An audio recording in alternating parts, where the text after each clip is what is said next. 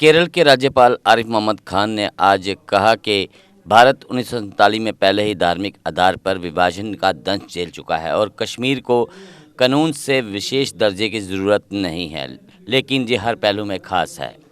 पत्रकारों से बात करते हुए केरल के राज्यपाल ने कहा कि धार्मिक आधार पर लोगों को विभाजित करने का समय नहीं है, क्योंकि दुनिया वैश्विक गांव बन रही है जहां विभिन्न धर्मों के लोग एक साथ रहते हैं। उन्होंने कहा कि भारतीयों को धार्मिक आधार पर लोगों को विभाजित करने के बारे में चिंतित होना चाहिए, क्योंकि देश पहले ही 1947 में इसके कारण विभाजन का सामना कर चुका है। उन्होंने ये भी कहा कि कानून के आधार पर कश्मीर को विशेष दर्जा देना अनिवार्य नहीं है, क्योंकि घाटी को पहले से ही हर पहलू में विशेष दर्जा प्राप्त है। दुनिया में कहीं आज की जो दुनिया है, वो दुनिया में मुसावात का एहसास, बराबरी का एहसास इतना ज़्यादा है कि पिछली दुनिया के जो तफरीक़ात थी, जो भेदभाव था, जो इस बुनियाद पे था कि आप कहाँ पैदा हुए हैं, आप किस जगह पैदा हुए हैं, वो सारे कानून दुनिया में ख़त्म हो गए। लेकिन एक कानून है कुदरत का कानून, और वो कानून है कि अगर आपका किरदार आला है, अगर आप खिदमत करते हैं, अगर आपका किरदार हुस्न अखलाक है, आमाल साला हैं, उससे जो दर्जा इंसान को मिलता है वो किसी कानून से नहीं मिलता, लेकिन उस दर्जे को कोई कानून ख़त्म नहीं कर सकता। मेरा कहना ये है कि यही तालीम दीन की है, यही तालीम तसव्वुफ़ की है, यही तालीम आज की दुनिया में, मॉडर्न दुनिया में, आज जो यूएन का जो डिक्लेरेशन है ह्यूमन राइट्स, वो कहता है इस बुनियाद पर कि आप कहाँ पैदा हुए हैं, इस बुनियाद पर कि आप किस घर में पैदा हुए हैं, किस मज़हब में पैदा हुए हैं, किसी को कोई खुसूसी दर्जा नहीं है। वो मैंने कहा कश्मीर के पास तो इतनी चीज़ें हैं खुसूसियत के लिए, कश्मीर को कानून के ज़रिए खुसूसियत की ज़रूरत नहीं है।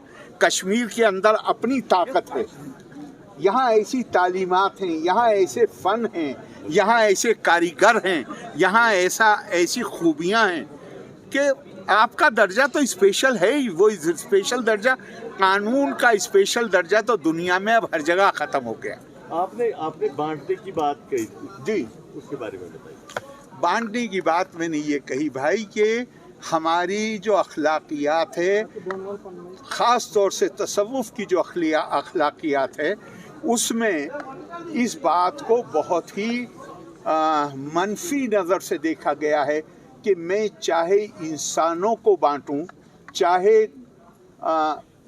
इल्म को बांटूं, किसी भी चीज़ को, जो चीज़ ज़ोर जो दिया गया है वो इस बात पे दिया गया है कि तू बराए वसल करदा नाम दी, तुम्हें भेजा गया है सबको इकट्ठा करने के लिए, नए बराए फसल करदा नाम दी, तुम्हें लोगों को जोड़ तोड़ने के लिए नहीं भेजा गया।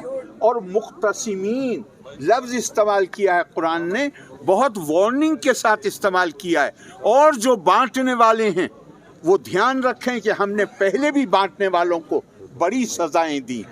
ये आप देख लीजिए, कुरान में देख लीजिए, तकसीम को किसे याद रखती है दुनिया?